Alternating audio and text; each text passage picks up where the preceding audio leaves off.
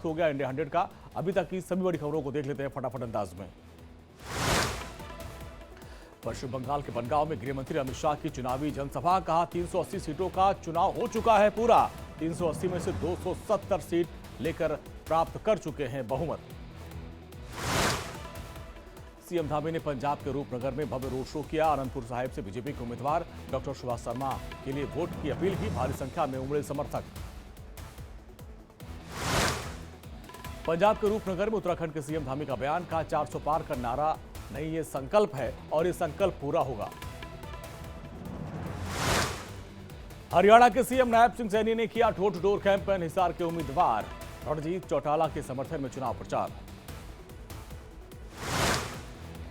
करनाल से बीजेपी के उम्मीदवार मनोहर लाल का बयान। कहा हमारे कार्यकर्ता बूथ स्तर पर घर घर जाकर प्रचार कर रहे हैं और जनता तक नीतियां पहुंचाने की हमारी कोशिश कामयाब।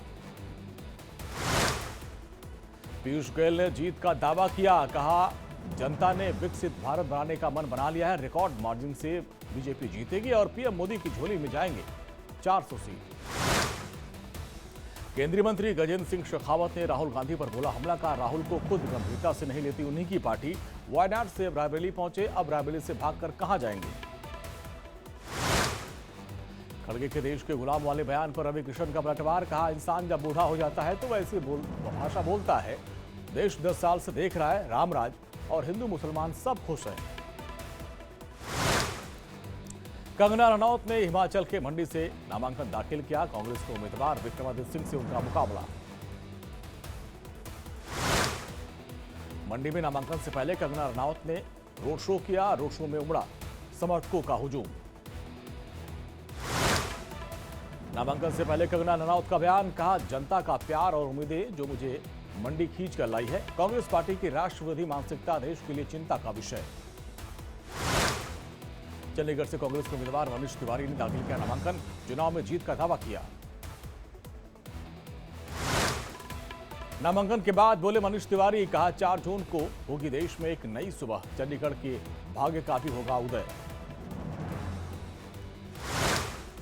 चंडीगढ़ लोकसभा सीट से कांग्रेस के उम्मीदवार मनीष तिवारी ने रोड शो किया। नामांकन दाखिल करने से पहले रोड शो।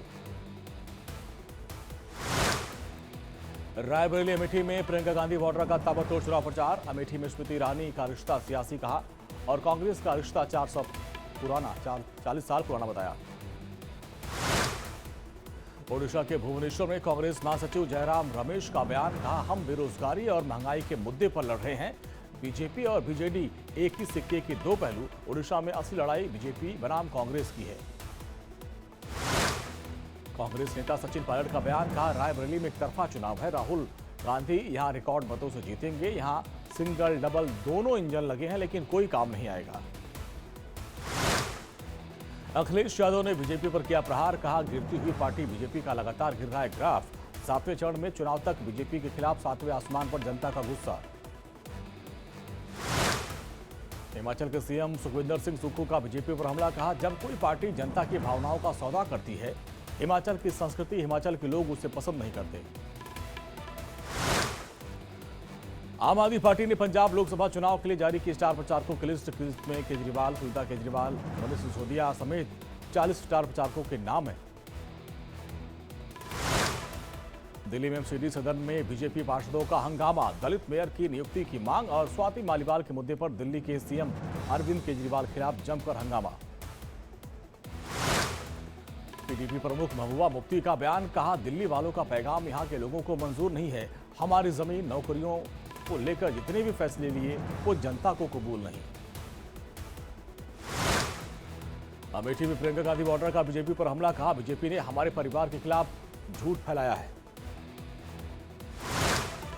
वाराणसी से पीएम मोदी ने किया नामांकन। सीएम योगी आदित्यनाथ के साथ चारों प्रस्तावक मौजूद हैं। तीसरी बार पीएम ने दाखिल किया नामांकन। नामांकन के बाद पीएम मोदी ने एक बैठक की। एनडीए के नेताओं के साथ मीटिंग हुई और एनडीए के नेताओं ने पीएम का स्वागत किया। शॉल ओढ़ाकर उनको सम्मानित किया।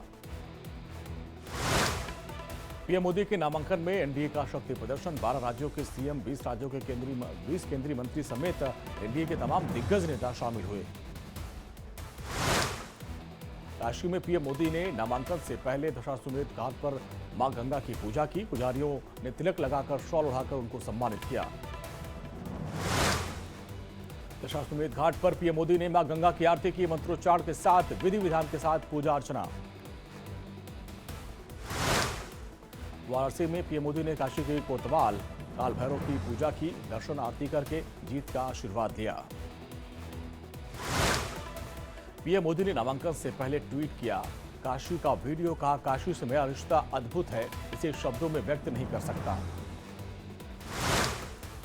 वाराणसी में पीएम मोदी के रोड शो का वीडियो शेयर किया। कहा, काशी के में मेरे परिवारजनों ने रोड शो में जो स्नेह और आशीर्वाद बरसाया वो मेरे जीवन का अविस्मरणीय क्षण है। पीएम मोदी के नामांकन पर डिप्टी सीएम ब्रजेश पाठक का बयान।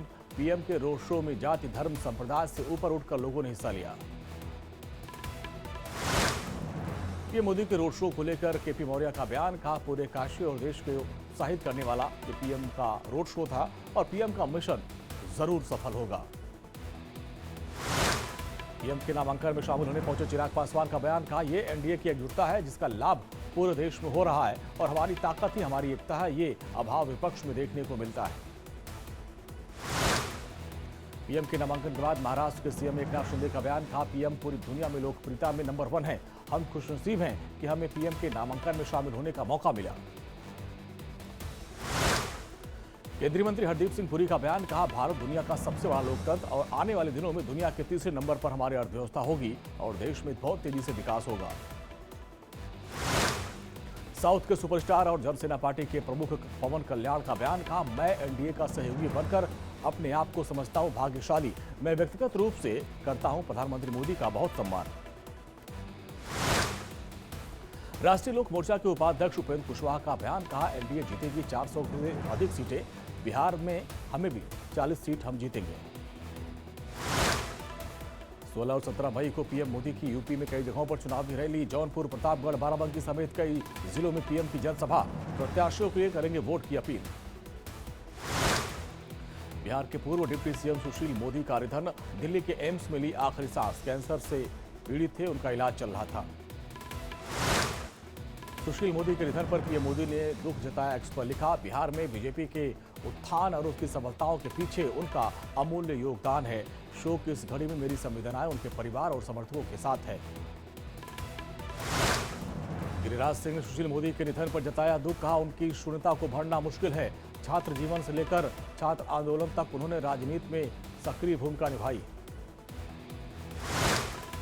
सुशील मोदी के निधन पर जेडीयू के सांसद अनंत सिंह ने जताया दुख। कहा, जमीन से जुड़े हुए नेता थे सुशील। उनकी अनुपस्थिति, उनकी क्षतिपूर्ति असंभव है। सुशील मोदी के निधन पर तेजस्वी यादव ने दुख जताया। कहा, इस दुख की घड़ी में हम परिवार के साथ हैं। भले ही हम अलग अलग पार्टियों में राजनीति करते हैं, लेकिन व्यक्तिगत तौर पर हमारे बहुत अच्छे संबंध थे। पतंजलि भ्रामक विज्ञापन मामले में सुप्रीम कोर्ट में पेश हुए बाबा रामदेव। सुप्रीम कोर्ट ने लगाई फटकार। का जनता को कम नहीं आंकना चाहिए, अवमानना पर आदेश सुरक्षित है। झारखंड कैश कॉन में मंत्री आलमगीर आलम रांची में ईडी दफ्तर पहुंचे और कहा कि मैं कानून का पालन करने वाला व्यक्ति हूं। आलमगीर के निजी सचिव के नौकर के घर से बरामद हुआ था करोड़ों का कैश। जम्मू कश्मीर के कई जगहों पर एसआईए की छापेमारी। आतंकी फंडिंग के मामले में अनंतनाग, शोपियां और कुलगाम समेत कई स्थानों पर छापेमारी।